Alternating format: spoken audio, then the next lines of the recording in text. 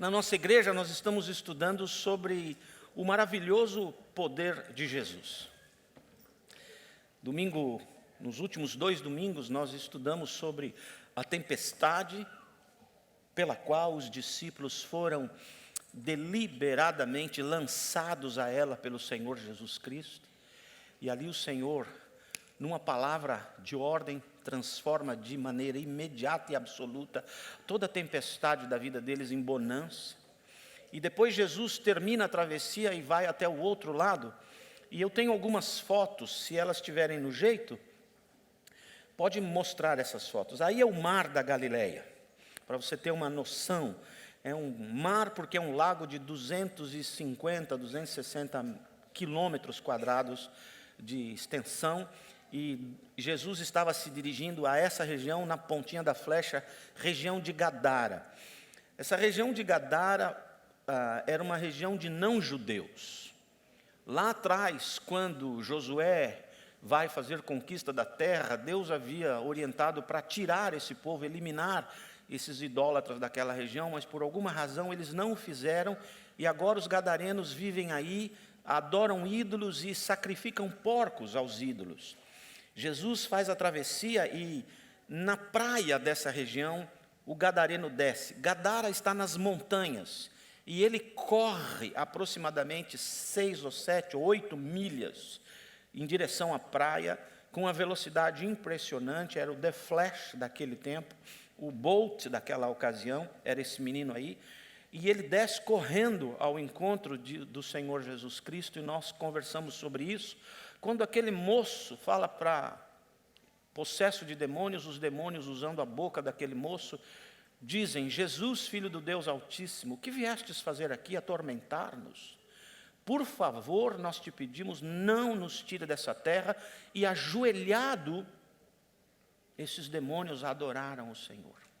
Por que será que os demônios adoraram o Senhor Jesus Cristo? Bem, era uma antecipação da promessa que um dia todo olho verá e todo joelho se dobrará. Aqueles demônios sabiam exatamente quem era Jesus. Por que eles não pediram permissão ao chefe deles? Talvez fosse Lúcifer. Eles pediram a Jesus porque até os demônios sabem que Jesus é Deus e absolutamente poderoso. Portanto, nós não temos que ter medo de demônios, nós temos que ter medo de Jesus. Nós não temos que ficar preocupados com quais demônios sobrevoam os céus de nossa casa. Nós temos que ficar preocupados se Jesus habita dentro de nossa casa. Nós não temos que ter medo das trevas, a não ser que tomemos a decisão de nas trevas andarmos. Mas se debaixo da luz estivermos, não há medo, porque onde há luz não há escuridão, não há trevas. Os demônios não podem atacar aqueles, ou melhor, podem atacar, mas não podem possuir aqueles que vivem na luz. Os discípulos estavam sendo atacados. Por quê? Os demônios sabiam da intenção de Jesus ao cruzar o mar da Galileia. Ele ia libertar o gadareno, e aquela libertação poderia provocar um avivamento naquele lugar. Os demônios, sabendo daquilo, atacaram o barco onde Jesus estava vindo, para que, se o barco afundasse, Jesus ou morreria afogado, o que seria impossível, porque até onde eu sei, Jesus calçava um pé grande, porque ele deslizava nas águas, foi o primeiro surfista da nossa história, ele não tinha problema com água. Mas o diabo ataca o veículo que leva Jesus. Hoje você é o veículo, você é o barco de Jesus. Portanto, os ataques de Satanás contra a sua vida têm a intenção de impedir você de levar Jesus onde Jesus quer ir através de você. Portanto, as tempestades de sua vida sempre têm a intenção de interromper você, com a intenção de interromper Jesus. Mas Jesus vence as tempestades de nossa vida, e depois da tempestade sempre há algo de extraordinário e milagroso que Jesus vai fazer em você ou através de você naquele lugar onde Ele tem te colocado. Muito bem, abre sua Bíblia em Marcos capítulo 5, nós vamos ler os versículos quase finais dessa história, a partir do versículo 17, Marcos 5, 17.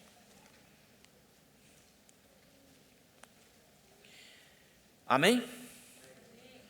Pessoal aí de casa que está nos vendo pela internet, Marcos 5,17. Obrigado que você está conectado conosco. Tem gente lá no Guarujá, tem gente em Santos, tem gente em São Paulo, tem gente em Campinas, tem gente em Curitiba, tem gente em Portugal, Cascais, nos assistindo. Ricardo, Deus te abençoe. Obrigado por estar conectado conosco. Marcos capítulo 5, versículo 17 diz: então o povo começou a suplicar a Jesus que saísse do território deles. Quando Jesus estava entrando no barco, o homem que estivera endemoniado suplicava-lhe que o deixasse ir com ele.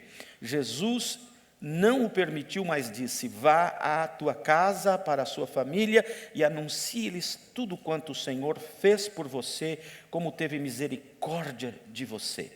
Então aquele homem foi e começou a anunciar em Decápolis. Decápolis significa 10 cidades. Estavam em linha por ali.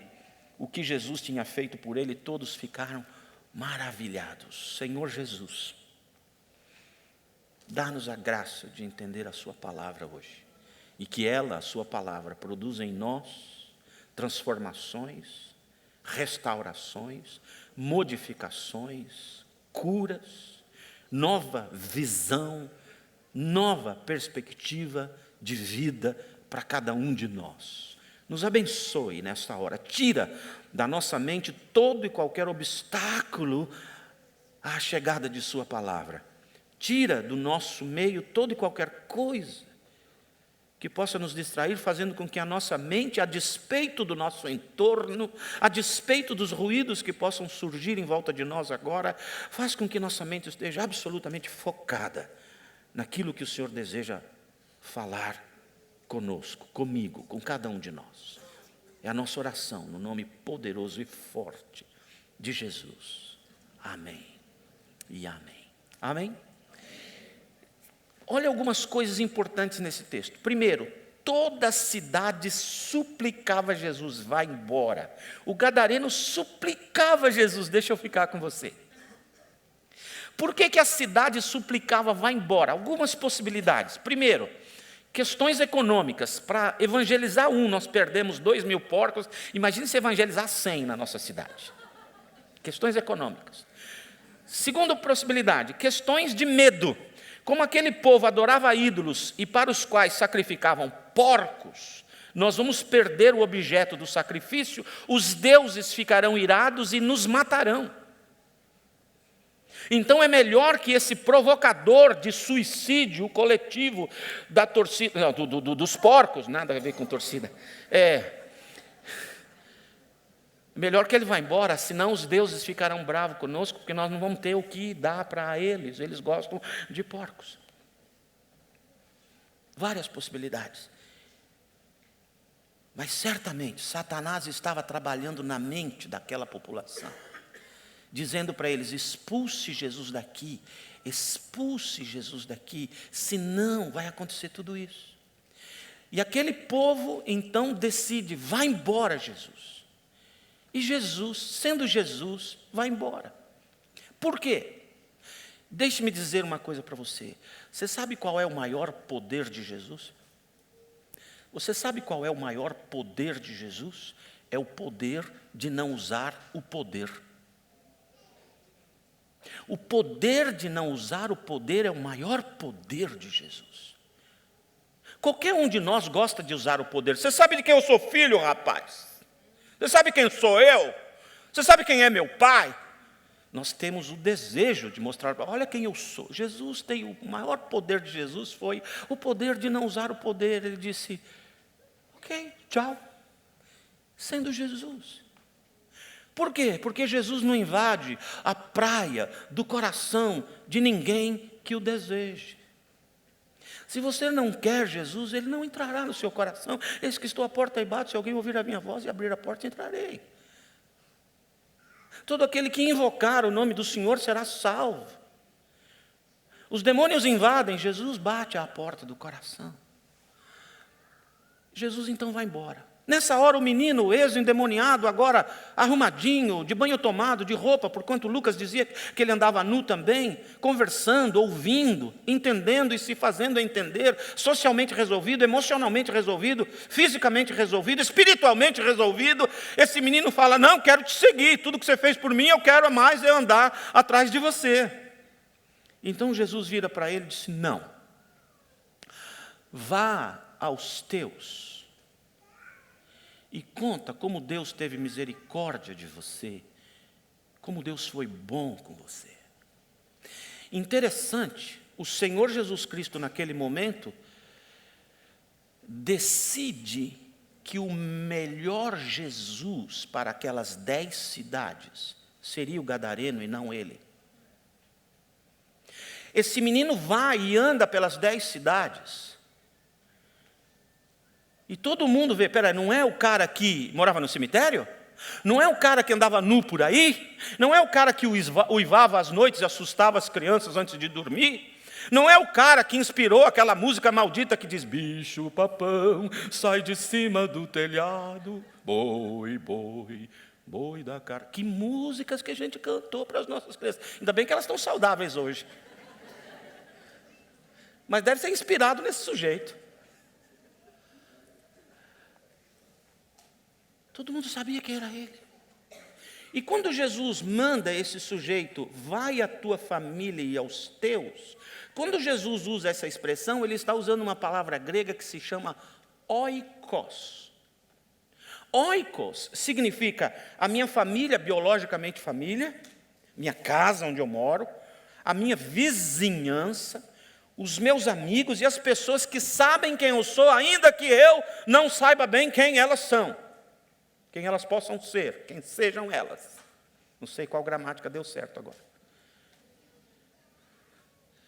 Oikos é aquele lugar onde eu vivo e eu tenho uma certa influência, sou conhecido intimamente de alguns, bem de outros, um pouco conhecido de outros, todos aqueles círculos ao meu redor significa meu oikos. O Senhor Jesus Cristo está dizendo para eles: vai lá e conta tudo quanto Deus tem feito. E para a gente lembrar das coisas que Deus tem feito, eu quero convidar aqui o pastor e médico Carlos Alberto. Por favor, vem aqui comigo, pega ali o seu microfone e nós vamos agora fazer uma entrevista, um talk show. Ok? Espero que funcione. Não por ele, por mim.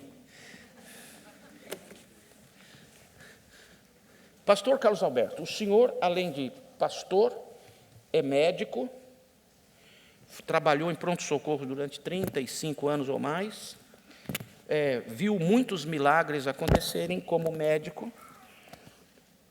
O senhor deve ter visto alguns milagres acontecerem como pastor, como pai que o é e como avô que o é.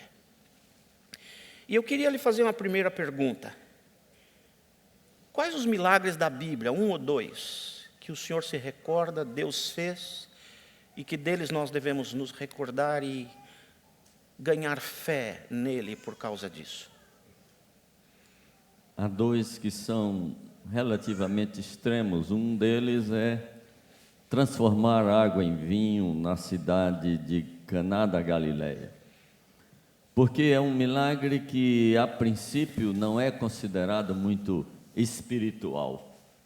Eu acho. Jesus chega numa festa de casamento, não faz nenhuma oração, não prega nenhum sermão, não faz uma cruzada evangelística, apenas transforma a água em vinho e vai embora para casa. Eu vejo neste milagre ele afirmar que se importa com a felicidade de um casamento. E o senso de oportunidade dele, de ele ver que naquela festa a necessidade não era uma oração, não era um sermão, era vinho, porque era uma festa de casamento judaica, e festa de casamento judaica sem vinho é festa de nordestino sem bolo e sem retrato. Então, ele fez o que era para fazer. E esta é a forma dele dizer que ele faz nos nossos casamentos aquilo que exatamente nós precisamos. A segunda milagre... Só um pouco, antes de ir para o segundo. Repete essa frase: Deus se importa com a nossa felicidade. Deus se importa com a nossa felicidade. Deus se importa com a sua felicidade. Não pense que você não pode pedir coisas que possam parecer pequenas ou pouco espirituais diante de uma problemática tão grande do mundo. Deus está interessado na sua vida como indivíduo e na sua casa e na sua alegria. O segundo, pastor. O segundo milagre é quando ele vem andando por cima das águas no mar da Galileia numa noite de tempestade. Porque o relato diz que ele estava no alto do monte à tardinha e os apóstolos estão no lago já lutando contra as ondas.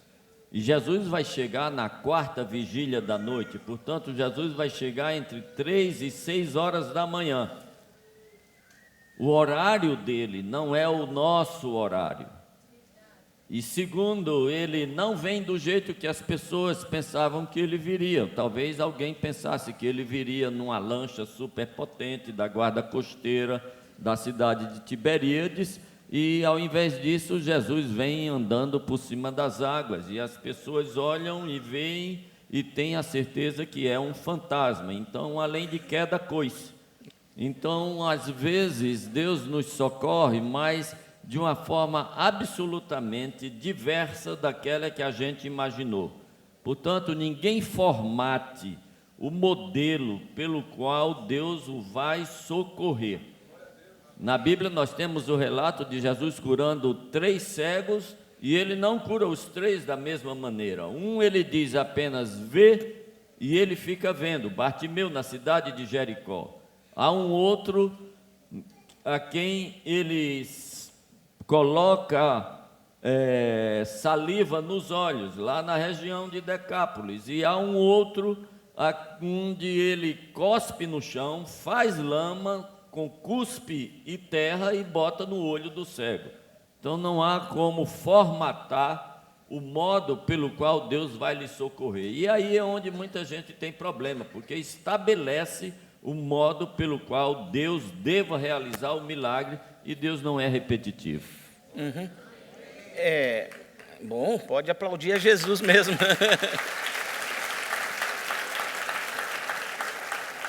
Eu fico pensando também que Jesus tem umas atitudes que são só dele, né? Imagine a gente dar uma cuspida no olho de alguém para orar. Complicado, né? Mas, doutor, e agora me fala como médico, socorrista, de que as pessoas chegam, às vezes, já quase sem vida, e você tem que operar, fazer alguma coisa primeiro, para depois perguntar o nome da pessoa e conversar. Você é diferente daqueles médicos que você vai lá e fala: doutor, estou com isso, estou com aquilo. Ele manda fazer uma série de exames, te prepara para uma eventual cirurgia. Você não. Você, na sua profissão, durante quase 40 anos, recebeu pessoas já todas estropiadas de tiro, de bala, de faca, de não sei o quê, e tinha que resolver a vida deles na hora. Você viu milagres nesses anos? Há muitos milagres que eu vi, e há os milagres que só eu vi. Eu explico. Eu trabalhava em Campina Grande. Nesta época não havia hospitais em todo o interior da Paraíba, do Rio Grande do Norte, de Pernambuco, de modo que todas as pessoas de Parelhas para baixo no Rio Grande do Norte, de Surubim para cima em Pernambuco, e desde Cajazeiras, no final da Paraíba, vinham para Campina Grande. E o hospital que eu trabalhava era o hospital que recebia estas pessoas. Então o cara levava um bocado de tiro lá para a banda de Cajazeiras e ia viajar 4, 5 horas para chegar em Campina Grande. Os meus pacientes eram especificamente pacientes de tiro, de facada ou de acidente. Só nos últimos 10 anos é que Simone me obrigou a ir para o consultório. Então, essas pessoas... Quem é Simone? Simone é minha esposa. Ok. Me obrigou a ir para o consultório para atender aquelas pessoas, me davam um mal-estar, chegavam aquelas mulheres: diga, minha senhora. Não, é que quando eu como, eu fico com a barriga meio cheia. Eu dizia: eu também fico, minha senhora. E era horrível. Você não tem paciência para isso? Eu não tinha paciência. O cara baleado, você não precisa perguntar nada. Ele já está lá, todo furado, você já só partir direto para cima. Tem nem o que perguntar. Então eu pegava de um modo geral esses pacientes já na sala de cirurgia, já o sangue descendo e o anestesista na cabeceira, porque eu atendia mais de um hospital, então era de sobreaviso. E quando eu chegava, fazia a cirurgia. Havia algumas circunstâncias absolutamente absurdas, que não havia possibilidade praticamente nenhuma, e eu vi Deus fazer muitos e muitos milagres. E não foi uma coisa assim imediata, eu precisei levar uma pancada grande para aprender. Eu operei um homem chamado Zé Virgínio, que tinha um câncer de cabeça de pâncreas, e ele sangrava para dentro do estômago, e na cirurgia não havia nada que eu pudesse fazer para ele. Quando terminei a cirurgia, avisei a família que levasse ele para casa, para ele morrer em casa, porque não tinha nada que desse para fazer. E um dia eu estou dando aula na faculdade, Simão disse, tem um pessoal aqui lhe esperando. Quando eu cheguei em casa, tinha um piruzão marrom e branco estacionado debaixo do pé de jambo, e dois caras sentados no terraço, e aí um deles disse, está me conhecendo, doutor? Para não ser mal educado, eu disse, é da igreja? Ele disse, não, meu nome é Zé Virgínio, o senhor me operou, eu vomitava sangue e eu fiquei no leito 7 da enfermaria 4, e o senhor disse que não tinha jeito para mim, que minha família me levasse para morrer em casa. Minha família me levou para Tangará, e lá me levou para uma igreja, e umas irmãzinhas oraram por mim, Deus me curou, e eu trouxe esse peru aqui para o senhor. Benditas irmãzinhas. Aí eu criei vergonha, aí a partir daí eu comecei a orar pelos pacientes, e eu vi muita coisa maravilhosa acontecer. Um dia de quinta-feira, era dia de Jogo do Brasil, eu tinha 2 cirurgias de apendicite para fazer, e eu fiz a primeira, e na segunda eu já estava pronto, todo vestido para fazer, e o anestesista não aparecia, e eu comecei a chamar por ele, e a enfermeira entrou esbaforida na sala e disse, doutor Luciano está ali na outra sala ajudando, que o doente da outra sala fez uma parada cardiorrespiratória, ele está lá ajudando. E aí eu fui ver o que estava acontecendo.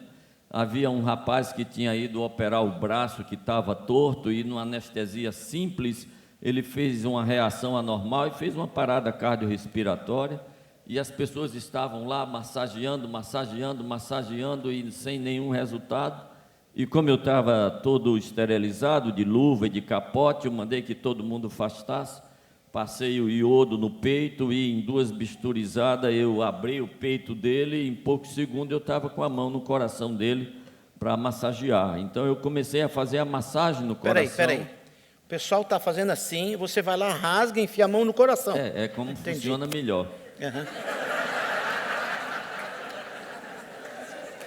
Porque aqui por cima você tem que praticamente quebrar a costela para poder ser efetivo. Lá você fica direto com a mão no dito cujo. É muito mais fácil. Então, rapidamente ele melhorava a coloração, voltava ao pulso e tudo. Mas quando eu tirava a mão, ele ficava cianosado novamente. Eu colocava a mão, e esse negócio foi durando, e já ia umas 2 horas, e a gente já tinha dado injeção de adrenalina no próprio coração e uma série de outras coisas. Trouxeram o equipamento da UTI, deram choque de todo jeito, e o rapaz não resolvia.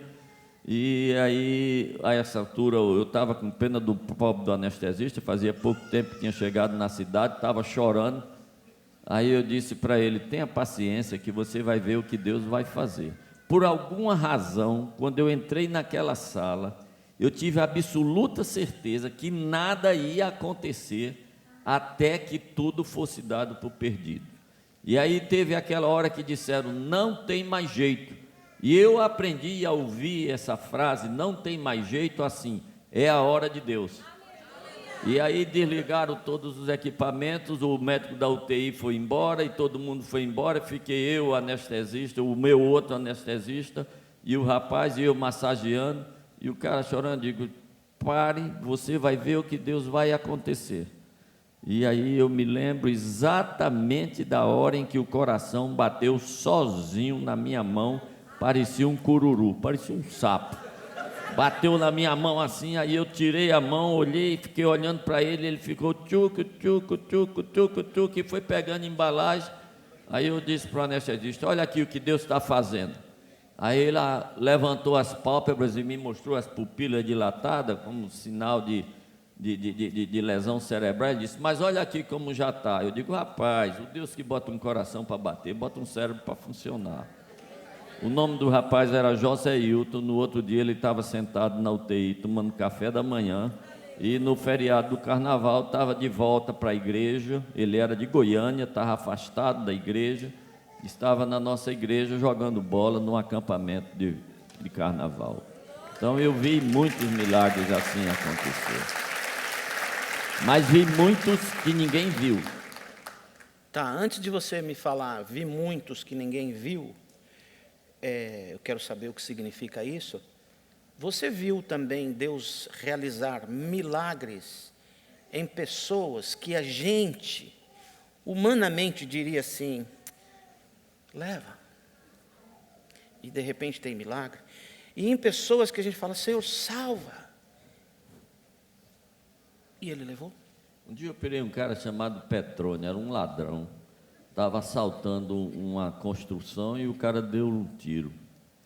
E quando eu cheguei no hospital, ele já estava na mesa e ele estava tão grave que não deu para eu falar de Jesus Cristo para ele antes. E aí, no meio da cirurgia, era uma cirurgia muito difícil, a bala havia atravessado o fígado e havia pego a veia cava, e é muito difícil suturar a veia cava, quase nunca dá certo. E eu já estava cansado, eu já havia começado a incisão aqui embaixo, e já estava com a incisão aqui perto do sovaco dele, para poder pegar o fígado por trás para suturar, abrir tórax também, abrir diafragma, tudo. E aí não conseguia, não tinha jeito, e lá para frente eu estava tão cansado que eu estava torcendo que o cabo morresse. E aí eu disse para o anestesista, e aí, como é que está? Ele disse, aqui está tudo zero. Eu digo, como é isso? Ele disse, não tem pressão zero, pulso zero, respiração zero, está tudo zero. E aí, eu digo, aqui eu já fiz tudo que podia fazer. Aí me deu um estalo, eu digo, rapaz, eu podia pelo menos orar por esse cara, afinal de contas ele vai para o inferno. Na minha cabeça, ladrão vai para o inferno. Eu digo, vai para o inferno. Eu digo, meu Deus, deixa ele sair para a UTI que eu vou falar de Jesus Cristo. E aí, daqui a pouco, o anestesista disse, o que é que tu fez aí? Eu disse, nada, só o que eu já estava fazendo. Ele disse, pois ele está melhorando. Eu digo, não acredito não. Eu digo, não acredito não. Eu digo, mas rapaz, eu acabei de orar, Deus está fazendo, você não acredita. Aí eu terminei a cirurgia ali às pressas, e aí levei o rapaz para a UTI. Era um feriadão, e eu ia viajar, e aí quando eu voltei da viagem, eu estou dando lá na faculdade, Margarida, que era enfermeira, ligou e disse, doutor, tem um paciente seu aqui sem medicação. Isso era lá na enfermaria. Eu digo, mas eu não deixei ninguém aí na enfermaria. Ele disse, não, é um que estava na UTI. Eu disse, o negão, escapou. Aí eu cheguei, cheguei na cama, ele estava lá respirando assim, meio difícil. Eu digo, vou precisar drenar o tórax. Aí eu disse à enfermeira, deixa ele em jejum para eu drenar o tórax dele mais tarde. Aí eu estou sentado medicando, a enfermeira vem toda sorridente. O que foi, Margarida? Ele disse, não deixou operar mais ele não, que a doença dele agora é fome. Eu digo, diga a ele que venha cá. Aí que ele chegou, ele disse, você me conhece? Ele disse, não. Pois é, meu nome é Carlos Alberto, você chegou aqui quinta-feira, assim, assim, assim. Contei a história toda, disse, se Deus está fazendo um milagre, você não vai atrapalhar o milagre de Deus, não. Eu prometi levar você na igreja. Ele começou a chorar, voltou para lá, eu fiz a cirurgia. Quando ele terminou, levei para a igreja, era dia de quinta-feira, culto de doutrina, não tinha nada a ver. O pastor terminou a pregação, quando ia terminar, eu disse, peraí pastor, tem um caso aqui. Ele disse, o que é? Eu disse, aí eu levei Petrônio lá na frente, disse, tira a camisa. Quando ele tirou a camisa, que estava o talho de cima até embaixo, todo mundo abriu a boca. Eu disse, bom, o nome dele é Petrônio, não disse que era ladrão. O nome dele é Petrônio, levou um tiro, foi operado assim, assim, assim, estava morrendo. Eu pedi a Deus que desse a chance dele ouvir falar de Jesus Cristo para depois morrer. E eu trouxe ele aqui para aceitar Jesus Cristo. Fale de Jesus para ele, pastor, que ele vai aceitar. Aí não tinha negociação. Mas nessa mesma semana eu operei um garoto. Ele tinha 3 anos, o irmãozinho de 5, brincando com a arma do pai, disparou um tiro. Uma cirurgia relativamente banal, mas a criança morreu. E eu orei do mesmo jeito. E eu pedi do mesmo jeito. E ela morreu. Então, uma das coisas com milagres que me deixava desnorteado Era isso, porque um milagre acontecia, o outro não acontecia. Até que eu aprendi que quando um milagre não acontece, ele não acontece do jeito que eu pedi, mas acontece um outro. Acontece um outro milagre, que às vezes eu não sou capaz de compreender. Mas Deus só não me dá o que eu peço, se Ele tem algo melhor para me dar.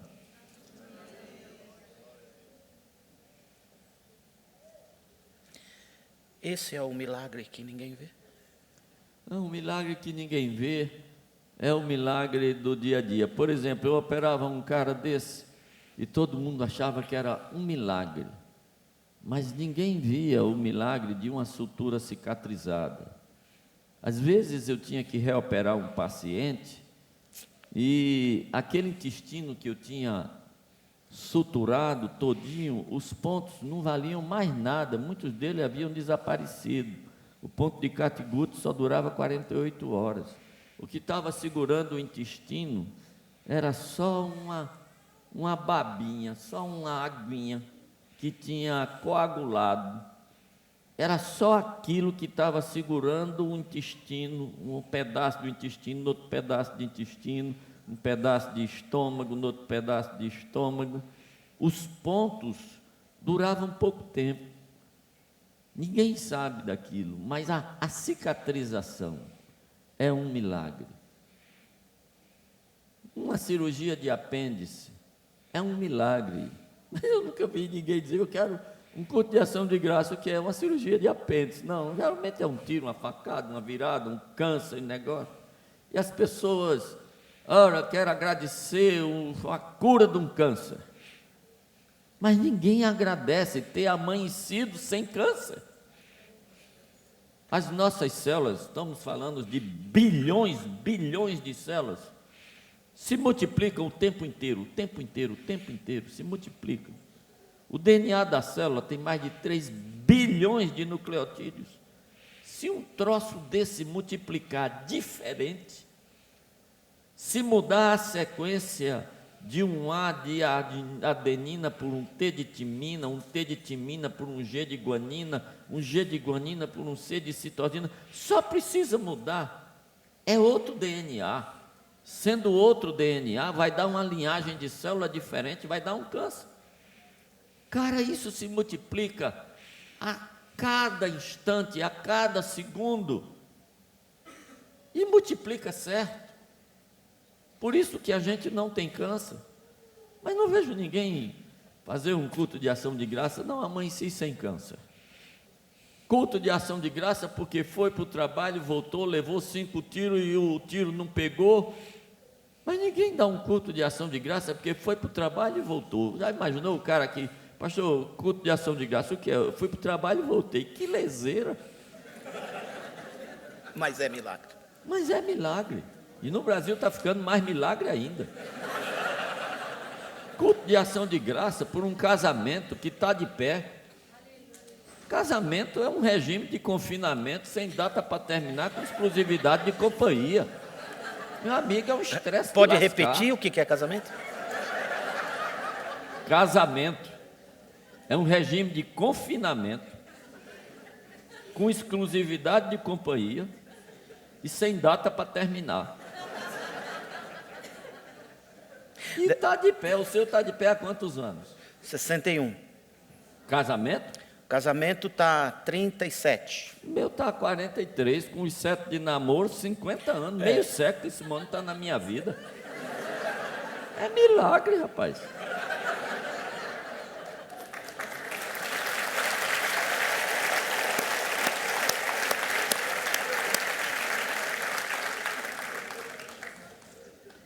Mas e quando a gente pede por um milagre e ele não vem, como você mencionou há pouco? Ele vem diferente. Ele vem diferente.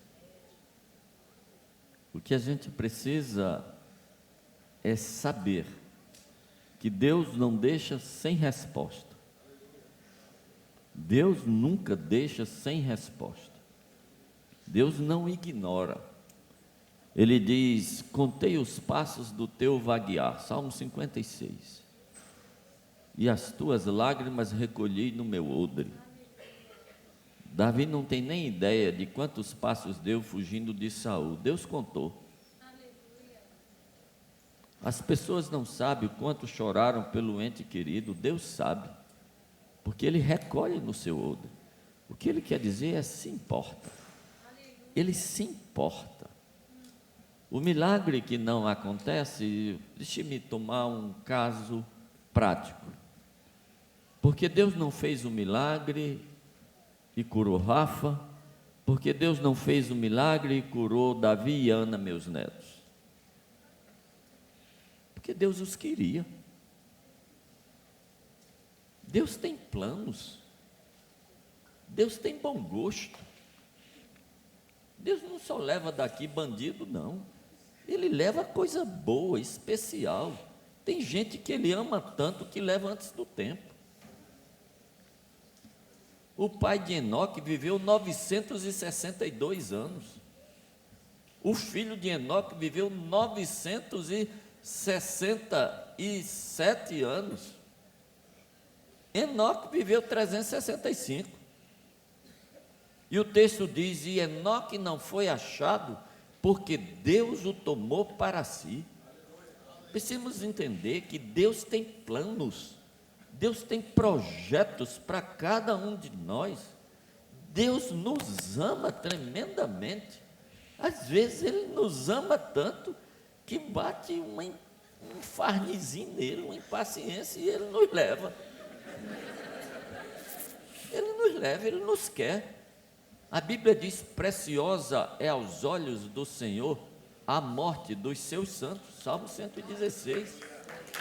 Em canto nenhum diz que precioso é o nascimento, porque Deus sabe que quando a gente nasce, a gente vai ter uma caminhada grande aqui, onde não vão faltar tropeços, onde não vão faltar angústias, lágrimas, onde não vão faltar ingratidões, onde não vão faltar injustiças, mas o dia de ir para casa, o dia de ir para casa é especialíssimo.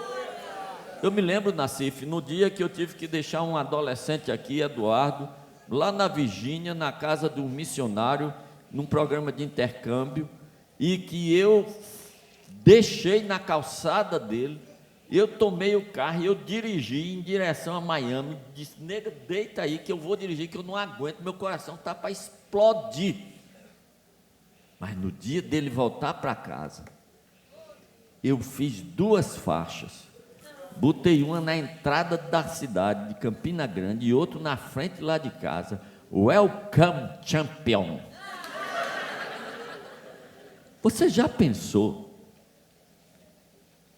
como terá sido a chegada de Rafa lá no céu? Você imagina que Jesus ia deixar Pedro, Tiago, João, um querubim, um serafim, alguém recepcioná-lo? Ninguém. Quem recepciona é Ele.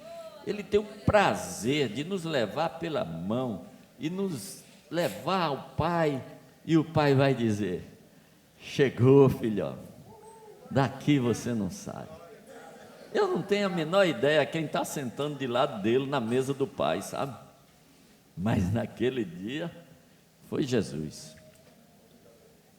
Olha, um servo de Deus que já está na glória escreveu uma poesia. O nome dele é Gioia Júnior, e a poesia se chama Vem Doce Morte.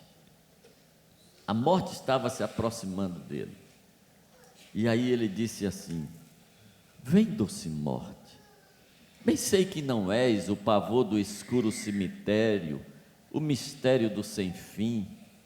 Não és o toque frio glacial do cutelo fatal e da mão muito fria.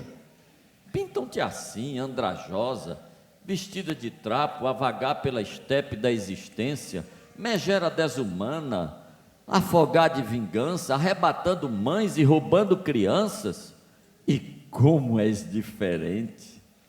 És um sussurro doce, és um cântico de paz, um hino de descanso. És o dia maravilhoso em que os filhos da luz podem ver afinal o rosto de Jesus. Eis o dia em que Jesus conduz os filhos seus à morada eternal, na cidade de Deus, onde não há mais pranto, onde não há mais dor, onde não há doença, onde há somente a glória do Senhor. Toma-me pela mão, ó delicada irmã, e leva-me ao jardim Muticô da Nova Canaã, e irei saltando num traspasso. Minha alma te almeja e diz: vem, doce morte. Não é a apologia do suicídio, queridos, mas é a certeza de que ao sair daqui estamos chegando em casa. Se a morte de Jesus no Calvário não for suficiente para te dar essa certeza, das duas, ou ele é mentiroso e morreu em vão, ou ele morreu para valer e você não acredita para valer, porque ele morreu para que a nossa morte seja a certeza de voltar para casa, para nunca mais sair.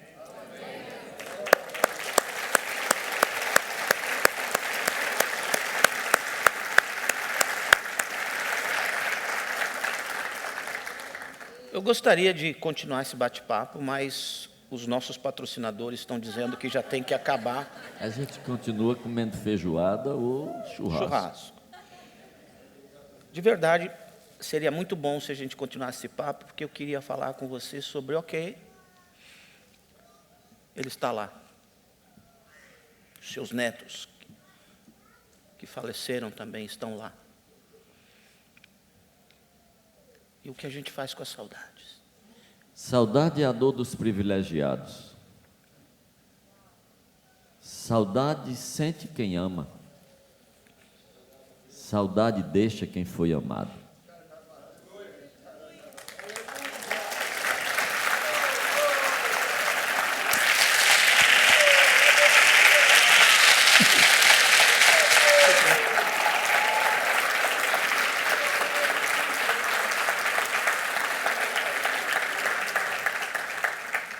Quando aquele moço volta para Decápolis e foi contar dos milagres que Deus havia feito na vida dele, diz a Bíblia que ele andou por Decápolis.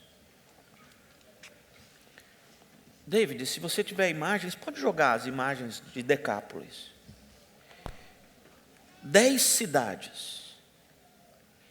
E ele contou para os seus: eu era assim antes de o conhecer. Aí uma ruína, no chão, tem uma homenagem do século IV ao gadareno que foi liberto. Esse é um templo, o mais antigo templo cristão daquela região está aí, as ruínas. Isso é Decápolis. E ele foi lá contar. Jesus encontrou-se comigo e eu vivia nas colinas e cemitérios. Eu tinha vozes internas que me faziam gritar às noites. Eu não podia me aproximar de pessoas porque eu as machucava. Eu machucava a mim mesmo me cortando com cacos. Eu era um perigo à sociedade. Mas eu encontrei com Jesus. E Jesus tirou os fantasmas de minha mente, acalmou o meu emocional, me faz dormir numa cama fofa, no convívio de minha casa e ter sonhos gostosos. Eu posso conversar com você agora e te ouvir, e você pode me ouvir. O meu corpo tem sido curado de todas as feridas que os demônios em mim me fizeram provocar. Tudo foi curado.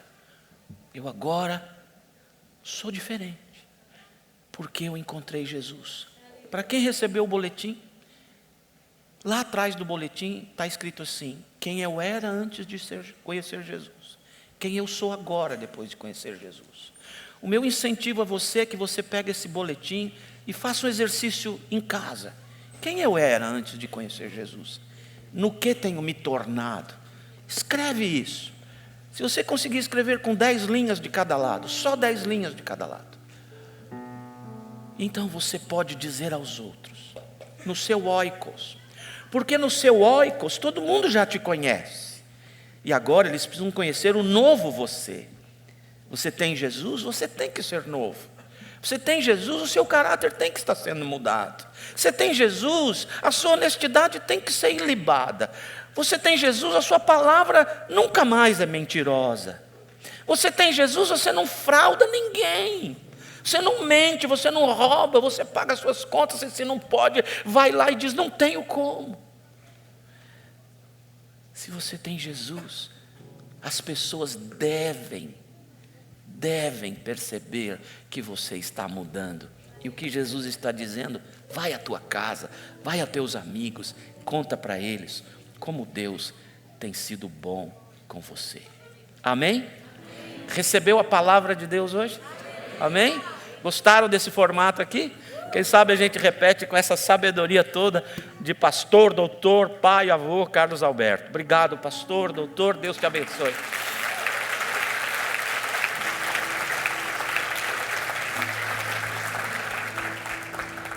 Me perdoem as lágrimas, mas como disse meu colega, eu sou um privilegiado.